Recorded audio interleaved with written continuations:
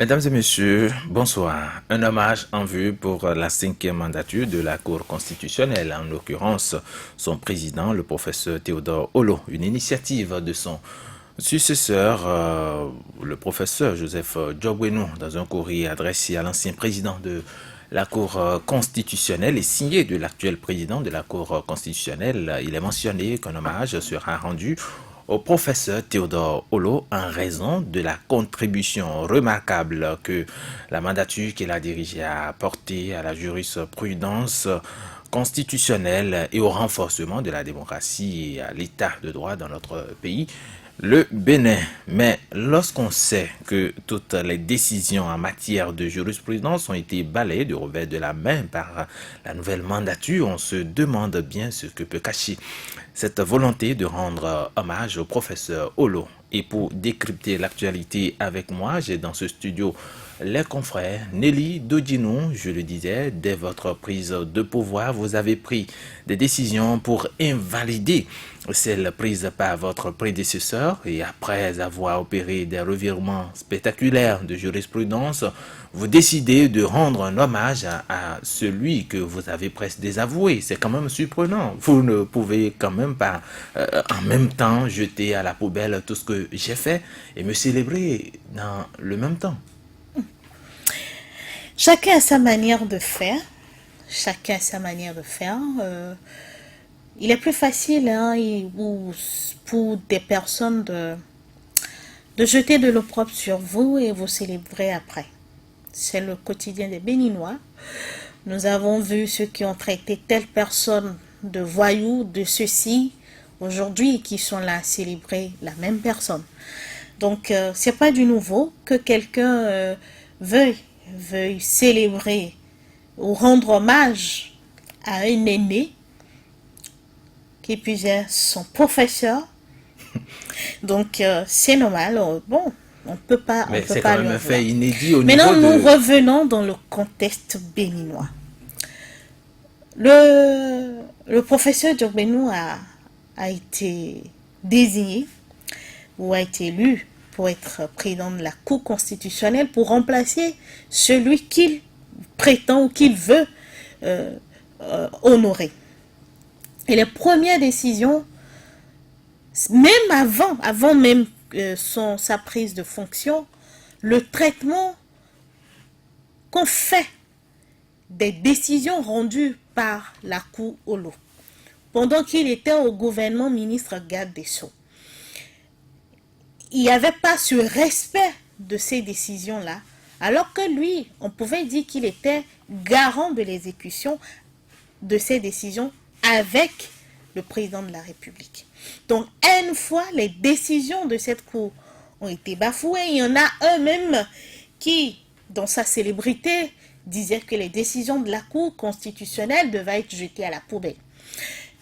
Plus tard, il sera président de la Cour, mais presque les dernières décisions prises par celui qu'on veut célébrer aujourd'hui ont été cassées. C'est-à-dire, on a fait un revirement jurisprudentiel et aujourd'hui, on veut célébrer la même personne pour la qualité de la jurisprudence qu'elle a laissée. C'est un contraste. C'est une contradiction qui ne dit pas son nom. C'est parce que vous avez jugé que les décisions, la jurisprudence qui est là, parce que quand on dit la jurisprudence, c'est l'ensemble des décisions prises par cette cour, vous avez jugé que ces décisions prises par cette cour, elles n'étaient pas bonnes et que vous les avez toutes reprises, cassées, prendre le compte-pied de toutes ces décisions. Et aujourd'hui, quelques mois après, vous vous rendez compte qu'en réalité, ce que vous avez cassé, que c'était du beau, que c'était du bon, et il faut célébrer. Et la question que je me pose, acceptons l'hypothèse que le professeur Olo accepte d'être célébré, honoré pour la qualité de son travail, de son équipe à la tête de la Cour constitutionnelle. Est-ce qu'on va revenir sur les décisions qu'on a cassées? Quand je prends la loi sur le droit de grève, ces décisions que la Cour Olo a demandé à ce qu'on en cadre et qu'on n'annule pas, et que le professeur Djobouenou, lui, il a préféré retirer le droit. Est-ce qu'en célébrant le professeur Olo, On va revenir sur ces juridictions, sur ces décisions, autant de décisions. Est-ce qu'on pourra revenir? C'est l'interrogation. Nous allons peut-être revenir sur cette question tout à l'heure, Vigile Avancé. Pourquoi vouloir aujourd'hui réhabiliter une cour qu'on a essayé de discréditer soi-même en revenant sur certaines de ces décisions? C'est vrai que cette action mériterait, n'est-ce pas, d'être expliquée par ses initiateurs. C'est vrai aussi que dans la journée, peut-être que cela vous a échappé. Il a eu ce communiqué, n'est-ce pas, du secrétariat général de la Cour constitutionnelle qui explique qu'il ne s'agit pas seulement de Olo qui va être célébré. Olo va être célébré, comme vous dites, c'est vrai, mais également les autres mandatures, donc les 4 autres mandatures de la Cour constitutionnelle qui ont précédé Olo, à commencer évidemment par Elisabeth Pouillon, la première présidente, voilà. Oui. Et donc, pour moi, ce communiqué n'est pas gratuit. C'est un courrier qui est parti à l'adresse donc du président de la Cour constitutionnelle, supposons de tous les autres présidents, évidemment. Oui. Et donc, le président Olo, l'ancien président de la Cour constitutionnelle Olo, a jugé bon, ou je ne sais qui, a priori, on peut estimer que ça vient de là, de ce milieu-là qui a mis, n'est-ce pas, ce courrier sur les réseaux sociaux. Et si les commentaires qui ont été faits n'ont pas été appréciés, si, disons, l'interprétation... Est-ce que ce n'est pas une manière aussi de se racheter face déjà aux critiques ou aux remarques, aux observations sur les réseaux sociaux juste après la publication de ce courrier? Non, c'est exactement ça. C'est exactement ça, puisque justement... L'orientation dans l'opinion, c'est que c'est tout braqué sur Théodore Olo pour le célébrer. Donc, on nous rappelle, ce communiqué nous rappelle que non, il ne s'agit pas seulement de Théodore Olo, il s'agit des autres cours constitutionnels également. Et donc, moi, la question que je me pose, n'est-ce pas, puisque tout ce que nous disons, tout ce qui a été dit depuis 2 ans, non, plutôt depuis 1 an que cette Cour constitutionnelle est en place. Toutes les décisions ont pour la plupart été critiquées. On a trouvé à redire, on me dira oui, comme toutes les décisions de toutes les cours constitutionnelles, mais un peu plus quand même par rapport aux autres cours constitutionnelles. Mais alors, qu'est-ce qui restera à célébrer de cette 6e mandature, la mandature en cours? C'est moi la grande question que je me pose. Moi, je ne suis pas constitutionnaliste, je ne suis pas juriste, mais on a vu, et au-delà du Bénin, des constitutionnalistes se prononcer, et parfois c'est plus facile, hein, même sur les réseaux sociaux, critiquer ces revirements jurisprudentiels, critiquer des logiques, n'est-ce pas, de droit étalé dans ces décisions-là. Si bien que pour des profanes comme nous, la question est de savoir entre ceux-là, que ce soit des Sénégalais, que ce soit des Français, que ce soit d'autres nationalités, hein, qui ont régulièrement critiqué cette Cour constitutionnelle en place, critiqué ces décisions, critiqué ces options, entre ceux-là et la Cour en place, la Cour qui célèbre les autres cours. Alors, est-ce qu'elle mériterait, oui ou non, d'être célébrée? Puisque c'est pile ou face, n'est-ce pas? C'est là ma peine, mais je manque d'âme parce que je ne suis pas juriste, je ne peux pas arbitrer ça. Mais bon, ça me donne beaucoup d'interrogations. Et je dis, il faut être prudent parce que cette initiative, pour moi, doit viser un objectif. On cache quelque chose. Quand on dit cache, ça peut être c'est d'emblée une mauvaise chose. Mais je ne sais pas. Moi, je pense qu'il vaut mieux creuser, chercher à savoir, mais pourquoi avoir initié cela? Et si on est dans la logique d'explication, comme l'institution a jugé bon, n'est-ce pas, de faire sortir ce communiqué-là, peut-être que avant l'événement, et elle va pouvoir se prononcer, nous dire pourquoi elle a initié ça, ou alors elle attend l'événement et je pense dans le communiqué, toutes les cours ne vont pas être célébrées au même moment. bon, à la première célébration, tout au moins, on aura des explications sur le bien fondé d'une telle initiative. Mais Alphonse Moïse Soudé, je vous dis rapidement, je vous donne lecture du courrier adressé au professeur Olo. En objet déjà, on met hommage spécial à votre mandature. Hommage spécial à votre mandature. Et on continue, Monsieur le Président, en hommage à la contribution remarquable que la mandature que vous avez dirigée a apporté à la jurisprudence constitutionnelle et au renforcement de la démocratie et à l'état de droit. J'ai le plaisir de vous annoncer que la Cour constitutionnelle envisage consacrer à votre présidence des contributions doctrinales autour du thème jurisprudence constitutionnelle béninoise, le citoyen. Alors, Alphonse Moïse Soudé, lorsqu'on sait que le professeur Théodore Olo a voulu organiser les 20 ans d'existence de la Cour, il a été empêché, on n'a pas financé son budget notamment, et il s'en va, on détruit subitement tout ce qu'il a fait et on revient pour le célébrer. Hommage spécial, dit-on. Est-ce que pour vous, ça ne cache pas quelque chose? Je crains que le CAMES soit passé par là. Je crains beaucoup que le CAMES soit passé par là.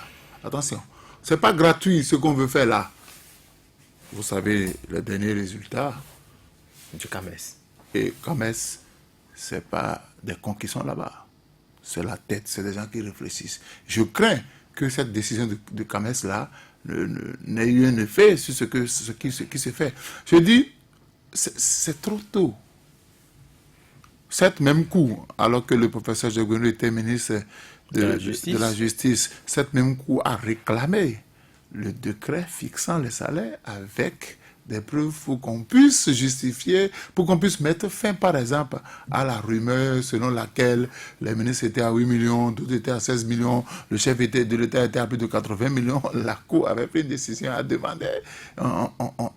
On n'a pas cédé aux injonctions de la Cour. On est venu, on a cassé toutes les décisions, comme quoi ceux qui sont venus avant nous, en griffes, sont des tarés. Ils mettaient les ingénieurs de la loi. Donc on les a... Pas qu'ils sont des tarés. Non, on a ratifié leurs décisions. Voilà. On a ratifié.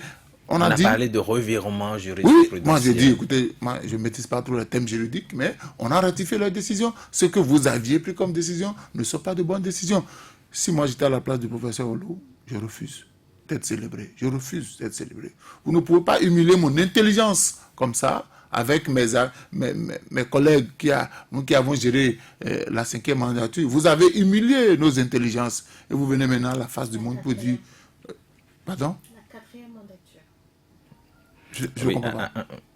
Je parle du professeur Olo. Oui. Nous sommes à la 6e mandature. Nous sommes à la 6e mandature. Olo, c'est la 5e. C'est la 5e Donc, vous ne mandature. pouvez pas humilier notre intelligence et venir nous dire qu'on veut nous célébrer. Ce n'est pas possible. Moi, je dis, on célèbre le professeur Olo, mais toutes les décisions de cette même Cour-là qu'on a cassées, on les ramène à la surface. On les ramène. Vous répondez déjà à la question de c'est pratiquement... Est-ce qu'il faut revenir sur les décisions qu'on a cassées? Mais oui, si vous reconnaissez la valeur du travail abattu par la 5e mandature, alors qu'en début de mandat, vous avez cassé la plupart des décisions, et il y a eu polémique. Donc, c'est un aveu pratiquement, peut-être d'incompétence, d'inaptitude par rapport à la loi. Parce que c'est pas possible. Vous ne pouvez pas dire des choses comme ça. Et les fanatiques du régime avaient trouvé que, je me rappelle de 39 plus 1 égale 40, on a cassé ça. Pourquoi aujourd'hui on trouve que ceux qui avaient pris cette décision, entre-temps on a trouvé que c'est pas bien, on est venu en quelques mois, on a tout ratifié, et Vlan, on se lève, on dit non, je dis qu'il y a un problème. Certainement que le CAMES est passé par là. Certainement que le CAMES est passé par là. Nelly Diogwenou, effectivement... C'est pas Nelly Diogwenou. Nelly Dodinou. Mon papa ne serait pas d'accord. Hein? Je suis d'accord avec vous, vous avez pleinement raison. Alors, toutes mes excuses. Alors, Nelly Dodinou, voilà. Puisqu'on parlait du professeur Diogwenou, et je veux justement parler de lui, puisque Diogwenou a été recalé pour être professeur titulaire au CAMES, et Alphonse Moïse Soudé le disait tout à l'heure, mais lorsqu'on sait qu'au niveau de cette institution, le droit d'aînesse existe encore, est-ce que ce n'est pas une manière de se racheter auprès de ces aînés pour entrer dans la cour des grands? Bon, moi je ne suis pas, comme vous avez dit, dans le secret des dieux. Je ne sais pas ce qui s'est passé. C'est un concours, il a échoué. Comme il a été l'un de ceux qui ont ouvert la voie à la jeunesse pour le concours d'agrégation. Parce que il fait partie, il fut même le premier, hein. Oui, Il a toujours major de sa promotion. Et Djogbenou, je crois déjà en 2009, oui, je crois, était déjà admis au concours d'agrégation. Ce concours était réservé pour les vieux pères. Donc, il fut celui qui a ouvert la voie à cette jeunesse. Puis après, il y a eu la génération des Aïvor, la génération des Ibrahim. Donc, c'est un concours. Il peut échouer. Peut-être aujourd'hui, il est plus concentré sur les affaires d'État que sur la matière qui est la science. Donc, échouer à un concours, ça arrive. Mais il paraît que là-bas, la règle c'est le respect. Je ne suis pas dans le secret des dieux. Feu Amoussouga, il paraît qu'il je ne suis pas dans le secret des dieux. Je ne suis pas dans le secret des dieux. Je ne sais pas comment ça fonctionne. Donc, priez pour moi peut-être d'ici quelques années. Je serai dans le pour avoir une idée. Mais avant, il faut respecter les aînés. Mais Alors, oui. Mais ce que je voudrais tout simplement dire, c'est qu'on parte des faits. Ce qui a été fait, c'est qu'il y a eu un brin politique qui a plafonné les choses. D'abord, on a dit la 6e mandature telle que constituée posait un problème. Parce que dans le lot, il n'y avait pas des spécialistes de la chose constitutionnelle. Oui, le professeur Djogbenou, il est privatiste. Oui, il est privatiste. Il n'enseigne jamais le droit constitutionnel à l'université. Ce n'est pas son domaine. Quand vous parlez du droit des obligations, il est là. L'introduction, c'est son domaine, ça, le droit privé. Donc, ça posait déjà un problème qu'on confiait l'institution à quelqu'un qui, pas forcément, n'est pas de son domaine. C'est vrai qu'il a les rudiments, parce que c'est quelqu'un de très dense et il faut le reconnaître. Il y a eu ce problème. Et dès qu'il a été nommé, beaucoup, comme moi, on disait attention, c'était l'avocat personnel du chef de l'État. Plus tard, ministre, garde des Sceaux du chef de l'État. Et puis à la Cour constitutionnelle, il y a une chronologie des choses. Et ça n'a pas raté. Dès qu'il est arrivé, ce sont les premières décisions des lois qu'il avait portées en tant que ministre garde des Sceaux. Ce sont ces lois qu'il a rapidement apposé le sceau de conformité à la Constitution parce qu'il en a le pouvoir. Et quand vous mettez presque à la poubelle ce que l'autre a fait, l'existant, et qu'aujourd'hui vous vous rendez compte qu'en réalité ce que vous avez mis à la poubelle était de qualité, la question que je me pose, quand est-ce que vous avez eu le temps de vous pencher à nouveau et mettre la main dans cette poubelle et commencer par apprécier? C'est la question. Et une fois que vous avez eu le temps de faire sortir ce qui était à la poubelle et que vous avouez, peut-être vous reconnaissez que vous avez mal fait et que c'était quelque chose d'intéressant que vous avez mis à la poubelle, qu'est-ce que vous faites de ces poubelles-là? Est-ce que vous les réintégrez? Est-ce que vous les nettoyez? Est-ce que vous leur redonnez vie? C'est la préoccupation. Parce que si on accepte le fait que on veut honorer quelqu'un pour son travail, la qualité du travail qu'a fait la mandature, la 5e mandature, ce qui voudra dire on reconnaît la pertinence des décisions prises par cette Cour. Et par déduction, comme bien nous aimons déduire, on dira, mais nous devons remettre toutes ces décisions à plat. Est-ce qu'il va accepter le faire? C'est tout là, moi, ma préoccupation. Que le professeur Olo accepte d'être honoré, ça, chacun est libre. Hein? Est-ce que si vous étiez à la place du professeur Olo, vous allez répondre à l'invitation? Moi, à la place du professeur Olo, je ne sais pas. Parce que les humains sont d'abord gouvernés par l'instinct d'intérêt. Il y a des choses au Bénin, jamais vous n'allez vous imaginer que ça pouvait se passer. Mais ça se passe. C'est lui, les honneurs, quand on dit honneur, c'est pas ce que nous voyons le cérémonial. Quelles sont les conclusions en dessous? Si ça l'arrange, les accords. Si ça l'arrange, c'est tant mieux. Vous allez faire vos commentaires et puis ça, vous allez faire votre émission le soir pour dire non, il n'a pas le droit de faire ça, c'est pas possible, c'est vous ça. Mais lui, dans ses hommages, ce qu'il ont dit, c'est lui qui sait. Donc, je ne me mets à la place de personne. Si peut-être moi, en son temps, peut-être je vais aussi l'accepter, qui sait. Mais dans ma position actuelle, dans ma conviction actuelle, je pense que si le professeur Olo, tel qu'on l'a décrit comme celui qui défend la démocratie, qui a apporté à la démocratie béninoise, c'est de rétablir le droit de grève et d'exiger cette condition-là pour accepter d'être honoré. Parce que si moi, j'ai dans mon travail, je pense que pour la démocratie, pour la liberté des uns et des autres, il ne fallait pas retirer le droit de grève, il fallait l'encadrer. Et que vous venez, vous dites, il faut supprimer. Puis après, vous dites, bon, oui, viens, je vais te décorer pour ton travail. Vous vous basez sur quoi pour me décorer? Donc, si j'accepte d'être décoré, c'est que vous devez accepter que mon travail a été bien fait et vous lui redonnez vie. Le professeur Lo peut profiter de cette occasion pour montrer encore une fois qu'il est quelqu'un tel qu'on l'a décrit par la lettre, celui qui a apporté à la jurisprudence, celui qui a apporté à la démocratie, et de dire tous ces droits, toutes ces lois, les lois sur l'embauche, la loi sur le conseil, la constitution du Conseil supérieur de la magistrature, toutes ces lois qui grincent, qui fait grincer les dents, oui, je veux être décoré. Mais ces lois que moi, ma mandature, nous avons déclarées contre la Constitution, il faudrait que vous aussi, pour mon honneur, parce que c'est ce qu'on dit, c'est pas le titre, c'est pas le cérémonial. Il est parti sur des faits. Il a apprécié des décisions. Peut-être dans sa poursuite, il y a 1 an, il y a 2 ans, il pensait qu'il fallait tout balayer, faire ce qu'il voulait parce que c'était sa loi, les lois qu'il avait portées en tant que ministre garde des Sceaux. Dès qu'il a eu le poste, il a posé sa ceinture sans forcément y penser aux conséquences. Maintenant qu'il a pris du recul, il a eu le temps d'aller fouiller dans cette poubelle, d'apprécier à nouveau tout ce qu'il a jeté. Je pense aussi que pour vraiment faire l'honneur de ce monsieur, il faut revoir toutes ces lois. Il faut revoir toutes ces lois. Vigile Avancée, je demandais tout à l'heure à Nelly si elle allait, à la place du professeur Olo, accepter, répondre favorablement à ce courrier. C'est vrai, elle n'a pas dit oui, elle a dit qu'il peut y avoir des intérêts à côté. Si vous devriez conseiller le professeur Olo, est-ce que vous allez lui dire, allez-y, acceptez l'invitation?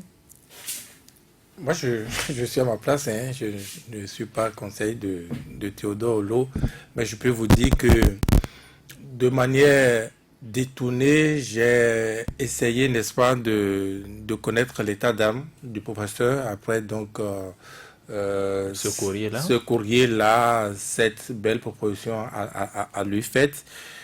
Il m'est revenu qu'il n'a pas encore pris sa décision, qu'il serait toujours en train de réfléchir. Bon, on lui a donné 1 mois pour réfléchir, évidemment. Donc, il a assez de temps pour le faire. Mais je dis encore une fois, je ne connais pas les fondements, n'est-ce pas, d'une pareille initiative. Je suppose qu'on a pu mesurer que ça peut avoir un revers. Une telle option, une telle initiative peut avoir un revers. Ça peut être l'occasion, n'est-ce pas, pour le professeur Théodore Olo de pouvoir se réhabiliter réellement, non pas en allant à une telle cérémonie. Quand vous lisez bien, hein, c'est comme si ça devait prendre la forme d'un séminaire ou d'un colloque avec un thème. Oui. Et pour les autres mandatures également, chaque mandature avait son thème. Ça a été précisé dans le communiqué dont je parlais tantôt. Et donc, oui, le professeur Olo peut chercher, n'est-ce pas, à surfer sur cette situation pour se réhabiliter, pour se faire célébrer, comme Nelly le soulignait. Tout comme on peut aussi voir derrière une pareille initiative certains regrets, peut-être. Vous savez, les cours constitutionnels, on l'a souvent dit, ça a 2 rôles pour la plupart. Elle est à la fois politique et technique. Mais on a vu que, bon, oui, selon les cours, le rôle politique prend le dessus. Et pour cette cour-là, on peut se tromper, mais on a l'impression que le rôle politique est plus éminent, c'est plus prononcé. Et pour moi, cela ne peut en être autrement. pour moi, c'est une insuffisance, n'est-ce pas, que nous lègue cette expérience, ce système-là. Quand vous prenez le profil du président, l'actuel président de la Cour constitutionnelle, en tant que garde des Sceaux, presque le maître à penser, je le disais souvent, du système, du pouvoir Patrice Talon, n'est-ce pas, géniteur de la plupart de ces lois-là, il en a fait jusqu'à ce matin, par exemple, je parle du matin où il a quitté son poste, n'est-ce pas, de ministre. Vous vous rappelez, il était encore à l'Assemblée nationale la veille jusqu'au petit matin, n'est-ce pas, à défendre sa loi. Et je crois que c'est le code... sur le numérique. Non, pas sur c'était le code pénal, je crois. Oui, le code pénal. Le code pénal avec 5000 et quelques articles. Donc, il s'est donné ce temps, cette ardeur-là à défendre. Et puisque c'est la Cour constitutionnelle qui contrôle la constitutionnalité, voilà, n'est-ce pas, de la loi votée par l'Assemblée nationale, il était encore de l'autre côté. Je disais, il a fini autour de 2 heures. Il s'est donné le temps d'être de l'autre côté en tant que président de la Cour constitutionnelle pour accueillir encore, valider encore son document. Bon, aucune loi ne l'interdit et c'est pourquoi il a pu être cela. Pour moi, c'est une insuffisance du système. Et cette initiative peut être, je dis n'importe quoi, ça peut être une manière, n'est-ce pas, de célébrer la technicité qui est plus prononcée sur les autres cours constitutionnels. Et donc, qu'il n'aurait peut-être, je parle du professeur Diogbenou, n'aurait peut-être pas mérité qu'on soit aussi sévère avec lui si on interprétait bien entre les lignes. Vous savez, pour moi, c'est difficile. C'est difficile parce que quand vous avez vu le président Patrice Talon, vous avez vu ses allures où il a... Regardez, moi, allez retrouver encore l'image là, quand il a échoué à la révision de la Constitution, où il a fait cette émission à la télévision, et il disait, mais donc lui va appliquer cette Constitution du 11 décembre 1990 telle que c'est, avec ces élans supra-présidentiels, et il a eu comme un sourire, comme pour dire, vous allez me voir bientôt.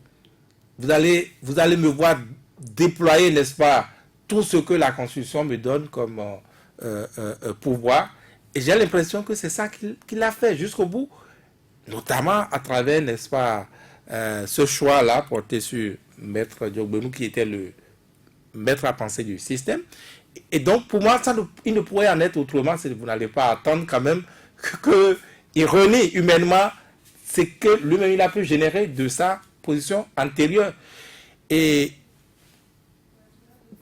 qui plus est, ces lois, on dit qu'il est revenu sur tout ce que Théodore Olo avait fait. Non, il n'est pas revenu sur tout. Il était revenu sur les dernières décisions, voilà, qui étaient d'importance dans les réformes, dans la continuité des réformes politiques du pouvoir.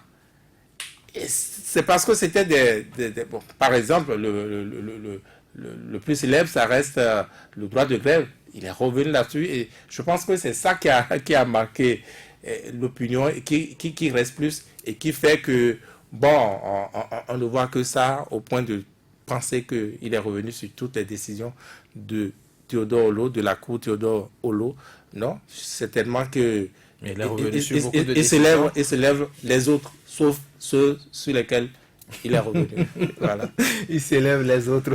Mais Alphonse Moïsouli, n'est-ce pas, un aveu d'échec quand même lorsque vous savez que le rôle pratiquement de la Cour constitutionnelle, c'est d'abord de veiller sur le respect de la Constitution, de veiller sur l'état de droit, que les droits de l'homme soient respectés, que sous le régime de la rupture, où lui, en tant que professeur Joseph Diogbenou, il a été à la tête de cette institution, on a vu des gens tirer à bout portant sur des citoyens. Est-ce que vous ne voyez pas que là aussi c'est un... Puisque depuis, nous sommes à la 6e mandature, depuis 90, on n'a jamais connu ça. Est-ce que c'est pas un aveu d'échec? Le temps révèle la vraie nature des hommes. Le temps révèle la vraie nature des hommes.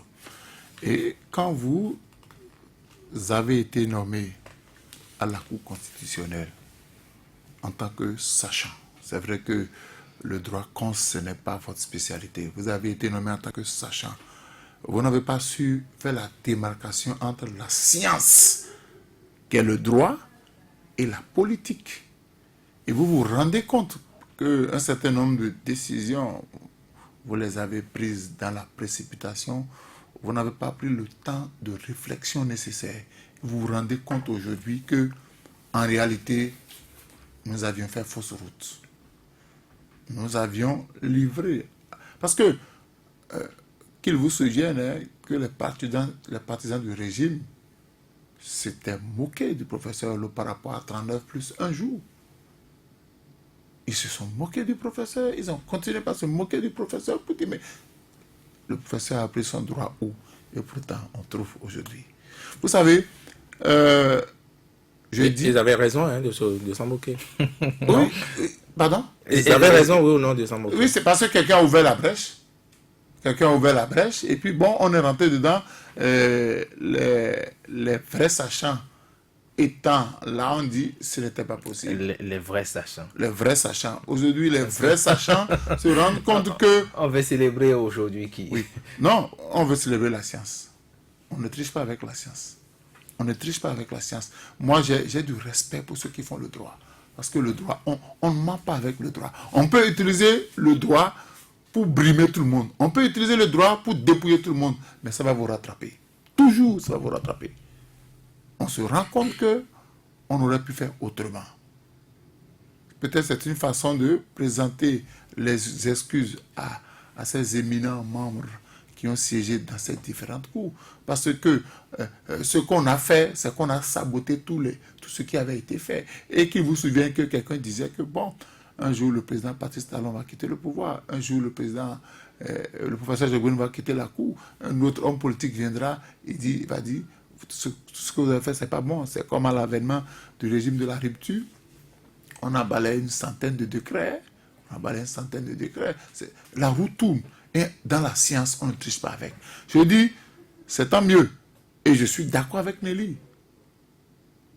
Moi, si j'étais à la place du professeur, vous corrigez d'abord tout ce que vous avez saboté. Sinon, cet honneur, je n'en veux pas. Je n'en veux pas. Pour vous, donc c'est une comédie, hein? Mais oui, vous savez, nous sommes sur le terrain de la science, nous sommes au niveau des têtes passantes. Vigile l'a rappelé tout à l'heure, il y a également le côté politique dans oui, vous savez, cette position. Oui, voilà. le Bénin ne vit pas en vase clos. Nous allons à des séminaires internationaux. Nos sachants vont à des séminaires internationaux. Et on demande à chacun de raconter son expérience. Le professeur Hulot peut se retrouver à un séminaire avec le professeur Diogbenou à l'international, tous deux anciens présidents de la Cour, nouveaux présidents de la Cour, que chacun raconte son expérience. C'est là que avec la science, on ne triche pas. Avec la science, on ne triche pas. Et je voudrais bien que le professeur Hulot pose ses conditions. Pose ses conditions. Comme quoi? Oui, vous avez vu le thème. On a parlé de jurisprudence, on a dit qu'il a été un modèle, mais vous avez fait tellement de revirements jurisprudentiels qu'aujourd'hui, vous trouvez que celui-là a fait un modèle. Non. Ok, les choses ont été remises à l'envers. Il faut les ramener à l'endroit. Les choses ont été mises à l'envers. Il faut les ramener à l'endroit. Mais dans notre contexte politique actuel, avec le régime de la rupture notamment, est-ce que vous pensez que la deuxième possible... La politique ne fait pas beau ménage avec la science. On ne triche pas avec la science. Ou tu connais ou tu ne connais pas. Ou tu es sachant ou tu n'es pas sachant. Si tu triches avec, ça va te rattraper. Si tu triches avec, et je crois que quand on a commencé par faire, il y a quand même des sachants qui sont montés au créneau pour dire attention. Je me rappelle les sorties du professeur Tokpanou. attention, qui disaient attention. On a dit non, c'est parce qu'ils sont aigris, ils ont perdu le pouvoir. Écoutez, avec la science, c'est pas question de perdre le pouvoir, c'est pas question de non, c'est pas question de politique. Moi, j'ai toujours... C'est pourquoi je ne m'aventure jamais sur le terrain du droit, parce que chacun vient, il manipule le droit à sa façon, mais il oublie que le vrai droit, avec des majuscules, existe. Donc aujourd'hui, on veut réhabiliter le vrai droit, on veut réhabiliter les bonnes intelligences, on veut encourager les bonnes compétences. C'est aussi simple que ça. Il n'y a pas de mal à encourager les bonnes compétences, il n'y a pas de mal à rendre hommage à ceux qui ont fait un travail scientifiquement bon. Maintenant, pour leur rendre hommage, il faut leur restituer le fruit de leurs efforts. Parce qu'on ne peut pas dire, nous, vous avez demandé d'encadrer la grève, nous on estime que c'est pas conforme, nous on annule. On a donné 6 mois à l'EPI, on a annulé, on a annulé. On a annulé. Maintenant, on a tout annulé, on a tout corrigé, on a tout... Oui, on a rectifié beaucoup de choses. Parce que c'est comme, je vous donne un exemple. Hein. Allez-y. Ils sont en train de brouiller sur les FM. Et voilà, on se lève un matin, on dit, bon, on va décorer sur les FM comme la meilleure radio. Enlever la bruit avant qu'on reprenne la décoration. C'est aussi simple que ça. C'est aussi simple que ça, Nelly Dodjinou. Oui, quelle est la question? Oui, ben, il dit il faut d'abord rétablir, vous savez, dans les années, je crois un peu avant la démocratie, c'est l'armée qui régulait tout ça et justement, la Cour vient donc pour jouer ce rôle-là pour que entre les institutions, on puisse se comprendre, qu'on puisse respecter les textes. Aujourd'hui, on est à l'épreuve de nos institutions, ou c'est-à-dire des insuffisances. Qu'est-ce qu'il faut aujourd'hui faire pour que cette Cour, sinon notre Cour, puisse se retrouver justement ces lettres de noblesse? Vous savez, beaucoup parlent des assises nationales.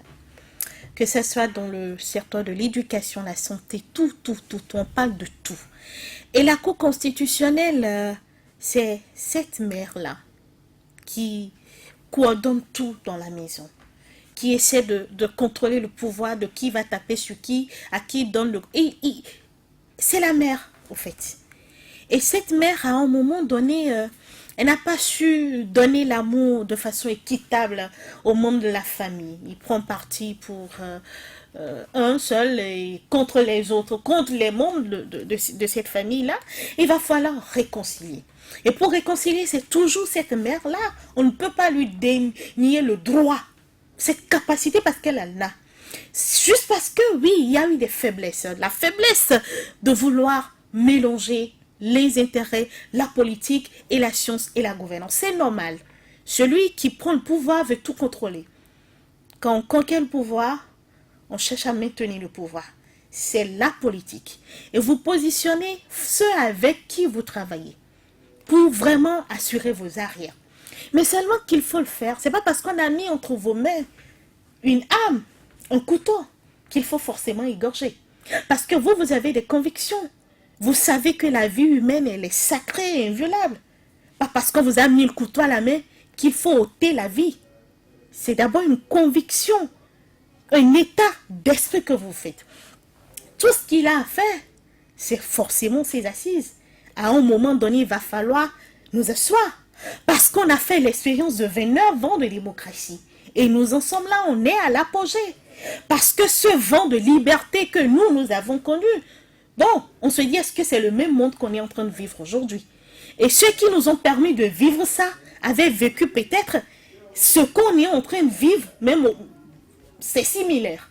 Donc, il faudra à un moment donné, quoi qu'on dise, hein, qu'on s'asseye. On dit, il y a problème dans l'éducation, il y a problème dans la santé, il y a les problèmes de dialyse, de ceci.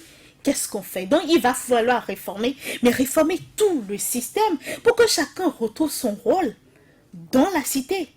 Tant qu'on ne fera pas ça, oui, on va régler le problème, on va faire du saupoudrage, mais je dis, on va pouvoir s'asseoir. Aujourd'hui, les entreprises de presse ferment, mais c'est parce que le système économique a un problème. S'il n'y a pas de publicité, les médias vont faire comment? Donc, c'est tout un ensemble. C'est tout un ensemble, Vigile à Wansé. inviter les différentes cours, les différentes mandatures à des événements ou à rendre hommage à ces mandatures-là? Est-ce que vous ne voyez pas que c'est une manière également de vouloir jeter les bases d'une nouvelle vision pour la Cour constitutionnelle? C'est peut-être ça, on est toujours à la recherche, mais il faut dire au mérite du professeur Diogbenou qu'il a toujours cherché à innover, à porter sa marque. Vous allez voir, il n'est pas resté dans la tradition des cours constitutionnels tels qu'on l'a connu. On peut apprécier, on peut ne pas l'apprécier. Il a instauré par exemple les audiences publiques. Il a instauré les audiences publiques, il a instauré un certain nombre de choses. Donc on parlait de désacralisation de la Cour, parce que la Cour devient un tribunal. Oui, mais tout comme d'autres peuvent apprécier et dire qu'ils ont la possibilité, n'est-ce pas, de se faire écouter. De se faire écouter, se faire entendre, et que ça peut modifier les choses. C'est vrai que les autres cours également se faisaient ou faisaient entendre les requérants d'une manière ou d'une autre avec des courriers, mais ils n'arrivaient pas toujours à s'expliquer publiquement tel que ça se fait. Voilà, donc je pense que ça rentre dans la droite ligne de ces innovations. Et on parle, le communiqué auquel je faisais allusion tantôt a également parlé d'un périodique qui va bientôt commencer, enfin, dont le numéro 00 paraîtra très bientôt, en septembre, si je me trompe, qui pourra revenir sur ces différentes décisions. Il y aura aussi je sais pas, un bouquin qui sera édité pour pouvoir mettre à la disposition du public ces différentes décisions de la Cour actuelle. Je pense que ça peut être juste dans la ligne des innovations, comme il en a le secret. Dans tous les cas, oui, on aura de la matière, n'est-ce pas, pour la juger aujourd'hui. Les jugements, parfois, il faut du temps pour apprécier les choses. Parfois, il faut le recul. Donc, on peut ne pas le savoir tout de suite, disons, pendant qu'on vit les choses. On peut ne pas le savoir. On peut peut-être le savoir dans 10 ans, dans 20 ans. Non, même 5 ans, c'est tôt. Oui. Ah, ben ouais, peut-être, qui sait. Moi, en tout cas, je n'ai pas de ressources en matière de droit pour juger, donc je ne m'aventure jamais sur un terrain que je ne connais pas. Alphonse Moïsoudé, sur la question pour finir. Non, je crois que ça permettra à la Cour constitutionnelle, 6e mandature, de se donner l'image d'une jeune fille, de redorer ce blason-là qui, entre-temps, a été sali, qui a été déchiré, qui a fait que dans l'imagerie populaire, beaucoup de personnes ne font plus confiance à la Cour. On dit, mais écoutez, est-ce qu'il y a une décision déjà que cette Cour-là a pris à l'encontre du régime de la rupture? Bon, il y a plusieurs inquiétudes. Donc, c'est tellement que les membres de la 6e mandature se sont rendus compte que dans le peuple, on ne les porte pas dans le cœur. Donc, il faut poser des actes forts. Oui. Ils sont allés à la conquête. Non, c'est pas ça. Oui, vous savez, nous voulons, écoutez, on va faire les gens pensent déjà à la présidentielle de 2021. Ils disent, écoutez, quel que soit ce que ça va donner, on connaît déjà ça. Vous avez vu pour les législatives, on connaît ça. Donc, la Cour ne veut pas qu'on ait d'elle des a priori, des idées arrêtées. Donc, il faut poser des actes forts pour redonner confiance aux Béninois. Parce que les grandes décisions en matière d'élection, ça vient de là. Si on dit que, bon, vous savez, une Cour avait déjà prononcé un chaos ici, un chaos. Donc, ça peut peut-être arriver. Et peut-être on veut nous préparer pour dire que cette Cour, elle est gentille, elle va dire le droit, donc on sera tranquille. Et puis nous dans tout ce que vous dites, il y a un mot qui vous échappe apparemment avec votre description. Oui. C'est comme si on veut nous endormir. On veut nous endormir. En 2021, on va nous flanquer encore un bon chaos, quoi, tranquillement. Et on ne pourra rien dire. Vous avez donc des doutes, vous avez des... Écoutez, un homme politique ne fait rien gratuitement. Je vous ai dit ici, tous les actes sont calculés, millimétrés. Vous l'avez aussi dit, le professeur Diogbenou actuellement, de sa position, c'est aussi un technicien. Moi, j'ai du mal à dissocier le professeur Diogbenou du président Patrice Talon, honnêtement. Moi, j'ai du mal. Alors, je termine cette émission avec cette citation. Quand on n'est pas capable de gagner loyalement une élection, on n'utilise pas ces réseaux et le pouvoir politique pour supprimer l'élection. Je sais que vous savez de... Qui est l'auteur? C'est Joël Aïvo. Alors, mesdames et messieurs, professeur Joël Aïvo, merci mesdames et messieurs, merci également à toutes et à tous, à vous, chers débatteurs. On se donne encore rendez-vous demain pour un autre numéro de votre émission, L'Intégral.